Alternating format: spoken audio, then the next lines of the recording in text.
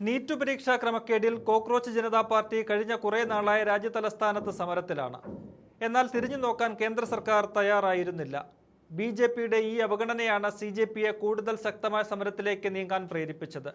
തുടക്കം മുതൽ രാഷ്ട്രീയ പാർട്ടികളുമായി അകലം പാലിച്ചായിരുന്നു CJP സമരവുമായി മുന്നോട്ട് പോയത്. മുഖ്യ പ്രതിപക്ഷ പാർട്ടിയായ കോൺഗ്രസ് സമരത്തെ ഏതെങ്കിലും തരത്തിൽ പിന്തുണയ്ക്കുകയോ അത് ഏറ്റെടുക്കാൻ തയ്യാറാവുകയോ ചെയ്തതുമില്ല. എന്നാൽ ഇന്നലെ പൊടുന്നനെ കോൺഗ്രസ് സമരത്തിന്റെ കടിഞ്ഞാൺ ഏറ്റെടുക്കുന്ന കാഴ്ചയാണ് രാജ്യം കണ്ടത്. തിങ്കളാഴ്ച പാർലമെന്റിന്റെ വർഷകാല സമ്മേളനം ആരംഭിച്ചതിന് പിന്നാലെയാണ് ഈ നീക്കമെന്നത് ശ്രദ്ധേയമാണ്. വർഷകാല സമ്മേളനത്തിന്റെ ആദ്യ ദിനത്തിൽ CJP നടത്തിയ പാർലമെന്റ് മാർച്ച് ദില്ലിയെ പ്രക്ഷുബ്ധമാക്കി. സമരക്കാരായ യുവതയ്ക്ക് നേരെ കണ്ണിൽ ചോരയില്ലാത്ത വിധമാണ് ദില്ലി പോലീസ് പെരുമാറിയത്. ഇത് രാജ്യത്തിന്റെ മനസാക്ഷിയെ വല്ലാതെ ഉലച്ചു. വിവിധ കോണുകളിൽ നിന്ന് ശക്തമായ പ്രതിഷേധവും വിമർശനങ്ങളും ഉയർന്നു. CJPക്കുള്ള ജനപിന്തുണ അഭൂതപൂർവമായി വർദ്ധിച്ചു. കേന്ദ്ര സർക്കാർ ശരിക്കും പ്രതിരോധത്തിലായി. ഇനിയും കണ്ടില്ലെന്ന് നടിച്ച് മുന്നോട്ടു പോകുന്നത് ബുദ്ധിയല്ലെന്ന് മനസ്സിലാക്കിയാണ് കോൺഗ്രസ് സമരമുഖത്തേക്കിറങ്ങിയത്.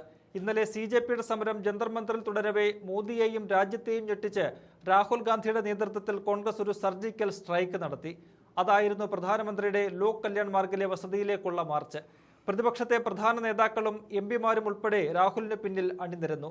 അവിചാരിതമായി ദില്ലിയിലെത്തിയ കോൺഗ്രസ് മുഖ്യമന്ത്രിമാരായ VD സതീശനും DK ശിവകുമാറും സാഹചര്യത്തിന്റെ ആവശ്യകത മനസ്സിലാക്കി സമരത്തിന്റെ ഭാഗമായി മാറുന്നതാണ് രാജ്യം കണ്ടത്.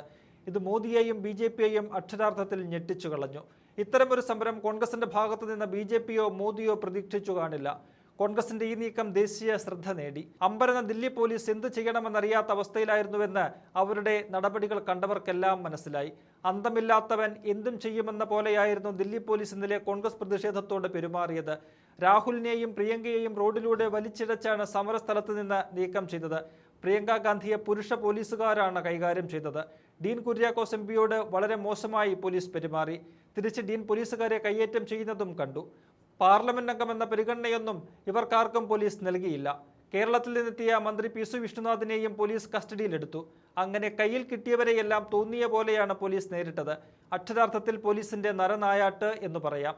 കസ്റ്റഡിയിലെടുത്ത രാഹുൽ ഉൾപ്പെടെയുള്ള നേതാക്കളെ രാത്രി വൈകിയാണ് പോലീസ് വിട്ടയച്ചത് പോലും. സോണിയാഗാന്ധി സ്റ്റേഷനിലെത്തി പ്രിയങ്ക ഗാന്ധിയെ കണ്ടു.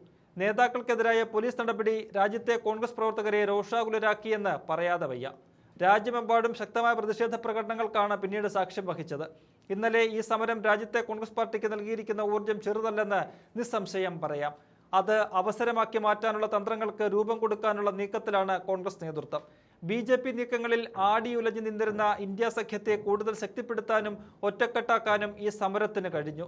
നീറ്റ് പരീക്ഷാ ക്രമക്കേട് ഉൾപ്പെടെയുള്ള നിർണായക വിഷയങ്ങളിൽ രാഹുലും കോൺഗ്രസും സമരം നടത്തുന്നില്ല എന്നതായിരുന്നു ഇതുവരെയുള്ള വിമർശനമെങ്കിൽ ഇപ്പോൾ അതിനെല്ലാമുള്ള മറുപടി ഒറ്റ നീക്കത്തിലൂടെ രാഹുലും കൂട്ടരും നൽകുകയാണ്.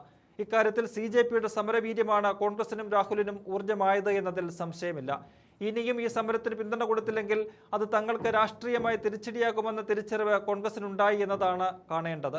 ഇന്നലെ പ്രധാനമന്ത്രിയുടെ വസതിയിലേക്ക് രാഹുലിന്റെ നേതൃത്വത്തിൽ നടത്തിയ മാർച്ച് ഈ സമരത്തിന്റെ ഗതി മാറ്റിമറിച്ചിരിക്കുകയാണ്.